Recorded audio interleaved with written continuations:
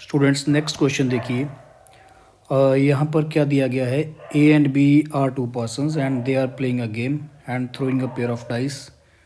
A wins if he gets a sum of 5 before B is getting sum of 8 and B wins if he gets sum of 8 before A gets a sum of 5। You need to find the probability of winning of A. और जो ए है वो first throw कर रहा है, ए पहले चल रहा है। तो जब आप पेयर ऑफ डाइस थ्रो करते हैं ना,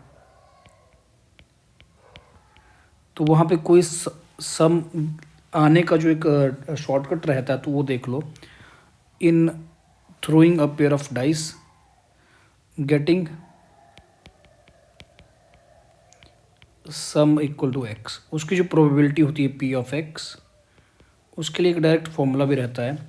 ये प्रोबेबिलिटी आती है 0 जब एक्स की वैल्यू या तो 1 है या फिर 13 और 13 से ज़्यादा है, ठीक है। और x माइनस 1/36 होती है जब सम की वैल्यू 2 और 7 के बीच में रहती है, और 2 और 7 पे भी। And it is 13 minus x/36 when some is between means 7 and 12। इसके बाद जो बच गया तो ये 8 एंड 12 के बीच की वैल्यूज़, और 8 और 12 भी इंक्लूडेड है। तो अभी यहाँ पर हमें सबसे पहले तो सम की जो वैल्यू है पी ऑफ, ये स्टूडेंट्स आप इसको अगर याद रख लें तो सही है, जस्ट एक फॉर्मूला जैसा समझो इसको।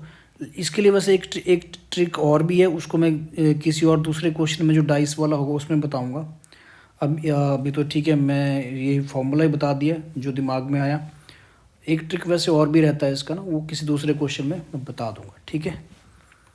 तो अब बात करते हैं, जो पी ऑफ 5 आपको निकालना है, तो 5 जो है ये लाई कर रहा है आपका 2 और 7 के बीच में, तो इस वाले फॉर्मूले से उसकी प्रोबेबिलिटी आएगी। सो इट इज़ 5 माइनस 1/36, ये आ गया 4/36। And P of 8 getting a sum equal to 8, तो ये सेकंड वाले फॉर्मूले में जो 8 है इस रेंज में आ रहा है, तो 13 माइनस एक्स से आएगा ये। 13 माइनस 8 डिवाइडेड बाई 36, तो 5 डिवाइडेड बाई 36 आ गया। एंड 5 नहीं आना चाहिए, तो उसकी प्रोबेबिलिटी 1 माइनस P5 हो जाएगा। तो 30, क्योंकि मुझे ऐसे मूव भी तो देखने पड़ेंगे जब 5 नहीं आ रहा है, तो उनकी प्रोबेबिलिटी मैं पहले लिख लेता हूँ। और 8 ना आने की प्रोबेबिलिटी 8 बार, तो ये 1 minus P8 which will be 31/36। Students in probabilities को भी मैंने यहाँ पे लिखा है, क्योंकि मुझे वो मूव्स भी देखने पड़ेंगे जब 5 और 8 नहीं आ रहा है ना। क्योंकि अगर मुझे ए को जिताना है ना, तो ए तो तब जीतेगा अगर 5 आएगा, तो उस टाइम 8 नहीं भी आना चाहिए ना किसी केस में। और एक बात अब ध्यान में रख लो, जो इस तरह के क्वेश्चंस हैं, again this is famous type of probability जो जेईई में पूछे जाते हैं, पहले भी आ चुके हैं। तो आपको पता होना चाहिए कि इस तरह के क्वेश्चन में एक इनफाइनाइट जीपी बनती है, क्योंकि गेम तो चलती रही है ना जब तक कोई जीते ना। और अगर नहीं चलती है, मान लो 100 बार डाइस थ्रो कर दिया, उसके बाद भी कोई ना जीते तो करते रहेंगे। तो ऐसे इनफाइनाइट टर्म्स इसमें बनती है, तो इनफाइनाइट जीपी बनती है, और उसका सम आपको देखना पड़ता है। तो मैं पी ऑफ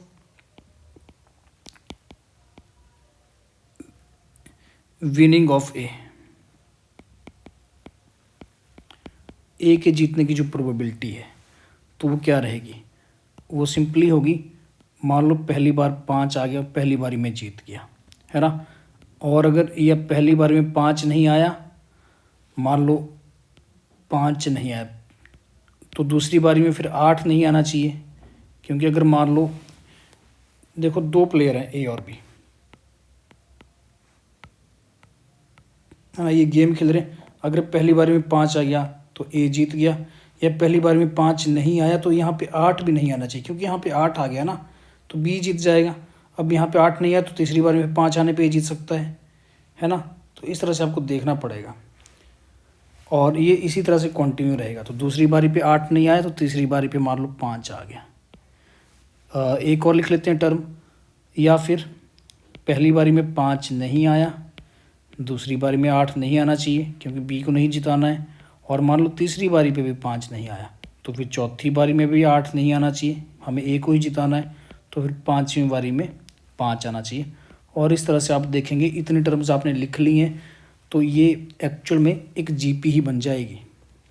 क्योंकि अगर आप इसको थोड़ा सा सॉल्व यहीं कर लेते हैं ना, देखो P5 तो सब में कॉमन है ही, हर टर्म में P5 कॉमन है।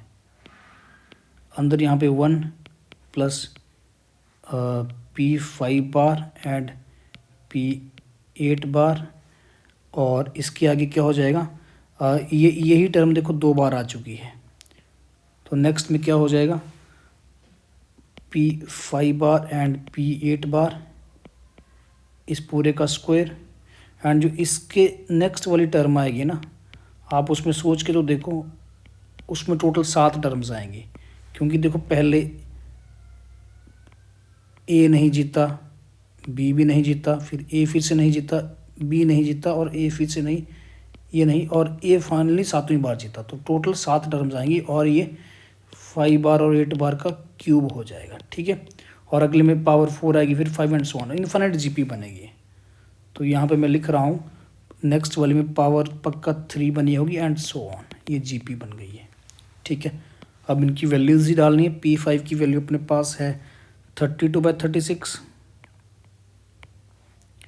और यहाँ पे 1 प्लस वैल्यू मैंने बार की लिख दी, ये 4/36, and 1 plus P5 bar 32/36 into 8 बार का हो जाएगा 31/36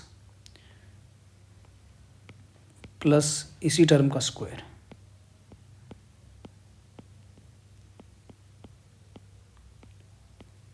एंड सो ऑन।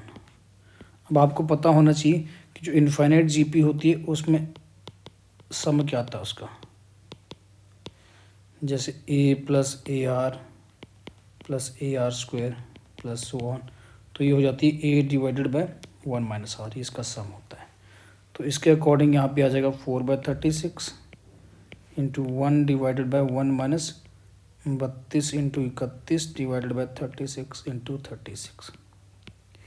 तो फाइनली जब आप सॉल्व करेंगे तो ये बनेगा, एक 36 में काट लेता हूँ तो ऊपर आ जाएगा 4 इंटू 36, एक मैंने यहाँ पे काट दिया ना स्टूडेंट्स, एक मैं इसके साथ काट दूंगा, विजुलाइज कर लो आप, और दोनों टर्म्स यहाँ 1 से मल्टीप्लाई हो जाएंगी।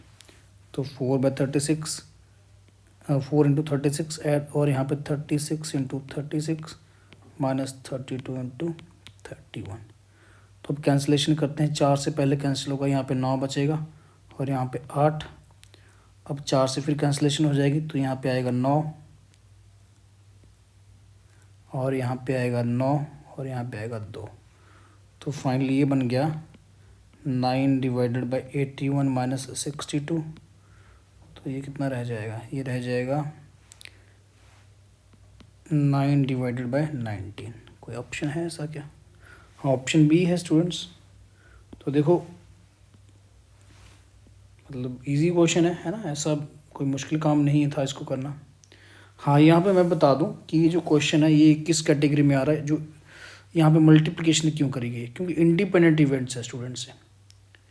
तो ये जो इंडिपेंडेंट इवेंट्स है उस कैटेगरी में क्वेश्चन आता है, तो यहाँ पे मल्टीप्लिकेशन कर सकते हैं इंटरसेक्शन में, क्योंकि हमें दोनों चाहिए ना। एक्चुअल में ये कैसे लिखा गया, ये 5 बार इंटरसेक्शन 8 बार ऐसी चीज़ें लिखी गई हैं, तो इनकी प्रोबेबिलिटी है, तो डायरेक्टली मल्टीप्लाई कर दिया गया है। ये मैं बताना भूल गया, शॉर्ट में जल्दी कर दिया, लेकिन उस तरह से है।